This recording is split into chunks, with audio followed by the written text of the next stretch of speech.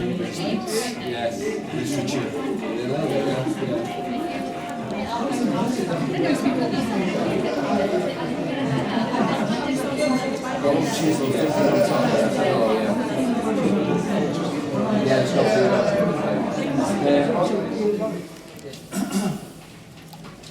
Yeah, it's a great honour to be asked here today for the opening of what I consider, I'm sure you consider too, a really important exhibition. Thanks to Carl Keenely for the invitation, and to his fellow curation team members, Annie Starkey, is it Starkey? Starkey. As in Richard? Yeah. Annie Starkey, any relation? No. Okay. And Mike Jones. Thank you also to our preeminent music historian, biographer, popular culture encyclopedia, that is Spencer Leigh, for devising the concept and overseeing curation of this unique event that beautifully frames a unique cultural explosion that continues to reverberate around the globe in the arts and in popular culture. We are here to celebrate 60 years since the Merseybeat movement transcended its Liverpool social context to claim a seminal lineage with music recording artists and live performance today. For those here of whom I've met a couple already, like Dennis, for those here with first-hand knowledge and memory of the Merseybeat era, we genuinely salute you for your part in producing the conditions that created a cultural happening that stands comparison, in my opinion, with, although I wasn't there in any of these cases, with Berlin in the 30s and Paris at the turn of the 20th century as epicenters of new creative expression. I would like to thank you all on behalf of Liverpool citizens and music lovers. Your most significant contribution to the city's proud history is well documented and countenanced in Liverpool's perennial commitment to the arts, with a vibrant and inspirational arts scene. For all the incredible achievements by the city and its children over the centuries, those who paved the way for Liverpool to become the epicenter of music in the world in 1963 deserve a special place in the hearts and minds and the fabric of this great city. It is for this reason that I believe we simply must continue to remember and celebrate these great pioneers of the late 50s and early 1960s, numerous musicians who migrated from acoustic skiffle to forge their new sound inspired by rock, R&B, country and blues records delivered via the port ships, to steal a march on the rest of the world and with their amplified lineup of 3 guitars and drums with banks of harmonies, and the addition of that daring 4th chord to the rock and roll 3-chord trick, namely the relative minor, which expanded the possibility for melody and popular rhythm and enabled compositions that became known as the Merseybeat songs. Believe it or not, I was not part of that first Merseybeat wave, though some might suggest that I have benefited maybe more than most from its cultural reverberations, including, perhaps ironically, many of those who experienced it firsthand years ago. They were roughly the generation before me, but were never far from the hearts and minds of those artists who participated in what was to become known as, in my time, as the Second Coming at the end of the 1970s. I have absolutely no doubt that without the Merseybeat movement of the early 1960s, many of the bands and artists who were my peers in the late 70s would have found migration to a life as professional artists much more difficult to achieve. My own story has a more explicit connection as an actor who portrayed John Lennon. But I speak for the whole of my generation, I hope, who frequented Eric's and the Everyman Bistro and dreamt about changing the world through our music and our art. The path was already trodden. It was laid out in front of us. Interestingly, many of the social conditions in the late 1970s were strangely parallel with those in the early 60s. High levels of unemployment, a sense of seismic political and social change on the horizon following relative stagnation. But most importantly, I think, the continued support within the fabric and identity of the city for artistic and youthful expression, and encouragement for the young and unemployed to seek meaning through music and art. Playing Lennon at the Everyman in 1981, just 9 months after John's death, I had the great privilege of meeting many other people who were a key part of the Merseybeat phenomenon. The wonderful Bob Wooler, who was a genuinely poetical spirit and a very sensitive man. which made very, very poignant for me the stories later on, which I think are also documented in the exhibition itself, of when he had a set two with John Lennon himself. Alan Williams, of course, who anybody who met him doesn't need my introduction. He was larger than life itself. Bill Harry, Joe Flannery, and many, many, many others of the various Merseybeat bands around at the time. I also had great pleasure, as I was telling Pauline just a second ago, of meeting Gerry Marsden in Hong Kong in 1989. When filming, he was booked to play at a venue there, and he really was everything I'd heard about. He was humble, vital, extremely talented. This important exhibition offers an opportunity to re-engage with a proud moment in Liverpool's history. The extraordinary tale of the production of this maritime city's unique alchemy, a mix of the cosmopolitan and fiercely partisan, melded as a force of nature, a cultural turning point, defiant, often humorous, gloriously assured of its identity. A story created in the clubs and pubs of Liverpool and ultimately told to the world as the first chapter in the history of a modern pop group. Thank you all for coming. I hope you enjoy the exhibition. It's been lovely to be invited. Okay, thanks very much, Carl, and thanks, Mark, for opening the exhibition. The hardest part of any project is coming up with a title, and for this I was extremely lucky. I felt that the city should be celebrating the 60th anniversary of Beatlemania and Merseybeat, and the title Liverpool 1963, How Did We Do It, just occurred to me. I told my friend Carl about it, he agreed, and then we got an immediate yes from Denise Jones, who's a librarian here, and it was as simple as that, no hassle at all. And the idea of the exhibition really is that the Beatles didn't do it all on their own. They thrived on the competition around them. At first they wanted to be the best group in South Liverpool, then the best group in Liverpool, then the best group in the Northwest, then the UK, then the US, and then the world. And they did it really without putting a foot wrong. But they were spurred on by that competition around them. It was very different, say, from Buddy Holly and the Crickets, because they pretty well grew up in a vacuum in Lubbock, and there was nobody else playing music around them. So they had to take their inspiration from what was on the radio.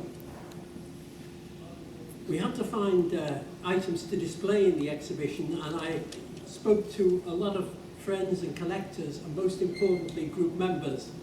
And they would say to me, what do you want? And I would say, something I've never seen before.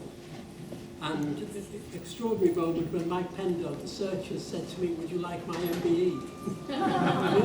But that's actually fantastic, because it shows that you start off 18-year-old youth making this music, and then you end up as part of the establishment with an MBE, and recognised by the establishment. And there's quite a bit about the searchers in the exhibition, and that's quite deliberate, because the searchers started in 1959, and they are finishing this year, after 64 years. So that's quite astonishing. I see Peter Hooton of the Farm is here. You've got a way to go to catch them. But it is, isn't it? Just amazing. They're finishing with a concert at the Philharmonic Hall on the 17th of June. And John McNally's Hofner is in the exhibition, not the one that he's playing on the tour, but I'm sure that when you see that, you'll just want to pick it up and start playing needles and pins on it. But unfortunately, it's in a case. And there's a fantastic photo. It's one of the ones that comes up here. When you see the Searchers in 1963, start of 1963, their first single, Sweets for My Sweet, is out, and they decide to promote it with a photo shoot in Everton, where you see the people from the streets in Everton coming out to see them, and they're all behind the Searchers. And so it's like the two cultures there. And we're hoping that people will come to this exhibition and say, I recognise so-and-so in that picture, or that's my grandfather, or what have you. It's a fantastic picture of what was about to happen in Liverpool. So there's 13 cabinets in the exhibition, roughly one for each month, and there's this special one for the Searchers, where we take all the other displays relate to 1983, but the Searchers goes through to today.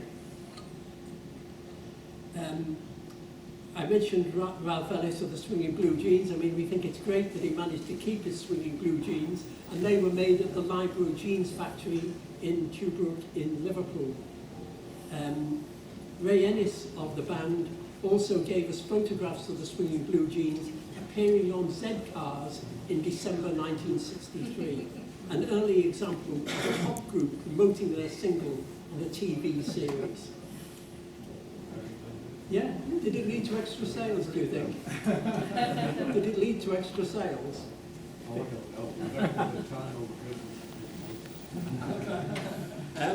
Now, John Gregson was a Liverpool actor who starred in Genevieve 1954, one of the great actors from Liverpool. And he happened to be in Liverpool, back in Liverpool in 1963, rehearsing at the Playhouse. And he thought his Uncle Paddy had a Beatles haircut, quite by chance. I mean, his Uncle Paddy wouldn't have known of the Beatles at all. And so he thought he'd take Uncle Paddy along to see the Beatles. And he took them along when the Beatles were at the Floral Hall in Southport. Yes, and there it is. You can see how the Beatles there. And there's John Gregson there. But poor guy, he had the fluids going. It's the most fantastic picture. Really is great. Interesting point about John Gregson, just to deviate incidentally. When he made Genevieve, he thought that was a great film, wonderful film to make about the London Brighton race, but he hadn't got a driving licence. And he thought, I daren't tell the producers I haven't got a driving licence because they give the part to someone else. So when you see that film, it's someone who hasn't got a driving licence in a driving role. Right. So I'd like to give a special thanks to Carl and Annie, who've arranged everything so perfectly for this exhibition. And I know that even if I had nothing to do with this exhibition, I'd love it, and I hope you're going to love it too. Gerry Marsden's widow, Pauline, came into the library with her daughter Yvette with some items of Gerry Marsden's. And on one of them, on the back of it, there was some scribble where Gerry had written what looked like a song lyric. And Pauline said, oh, he was always writing on things. And I said, well, can I take this lyric and put a tune to it, get someone to put a tune to it, and we'll perform it at the opening. And I rang up Dean Johnson, who's sort of everybody's favourite opening act. If you've been to see Level 42 or David Essex or what have you, good chance it'll be Dean Johnson who's opening for them. And Dean said he would try and come up with something. He rang me with it in the next day and said, I've pretty well worked on it and I've got something. So we're going to hear it for ourselves for the first time. But first of all, Dean Johnson is going to be giving us a new look at a Beatles classic. So that's all. One more thing to say. When you go to the exhibition, you see the display boards, you see the display cases. There were also two pods on either side of the door. The BBC was in yesterday and they broke one of the pods, but it should be working very soon. And the other pod is working. And what we put on that pod, or what Carl's put on that pod, are 8 of Pete Frame's Merseybeat family trees. So if you meet Earl Preston tonight and want to know what other groups he's associated with and all the people in his band, you can just go to that pod, look at the Rock family tree, there are 8 of them, find the one with Earl Preston, and then there's a button to press to magnify it. So they're really brilliant pieces of work, those. So that's all I have to say. I hope you enjoyed the exhibition, and please tell your friends. Thank you. The Gerry pen. No, I think I'll probably be okay. You know, I was just thrilled to be asked, and I would say when I just looked on the screen there, and then this tune, be it good or bad, if that's up to you, but it just fell out of the sky. It was just there in a couple of minutes. I would say, man, it was quite a simple lyric, but it was kind of like deceptive. It's about a guy trying to sabotage a romance before it gets going, because he doesn't think he sort of deserves this girl. And I would say, and in that way, it's kind of bittersweet. It kind of, looking at it on the page, it looked a bit like a Costello lyric or something. you know, because it wasn't your regular moon and June type thing. It was called It a Girl Like You. I don't know whether it was about Mr. Marsden, I don't know, but anyway, whatever it was, then he got lucky, didn't he? A girl like you, a girl like you, a girl like you, a girl like you, a girl like you could never be in love with anyone like me, 'cause I know that I could never be true. Never be true to a girl like you, to a girl like you.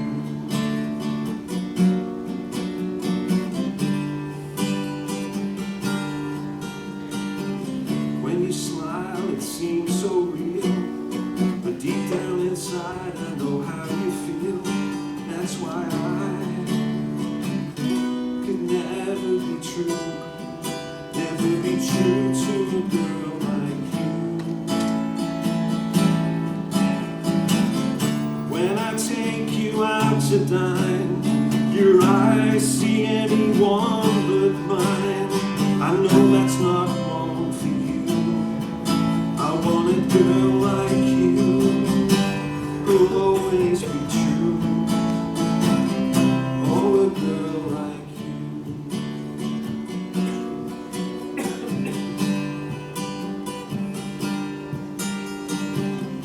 So sweet and so sublime, your eyes so blue and how they shine. But I know that I could never be true, never be true to a girl like you. 'Cause when I take you out to dine,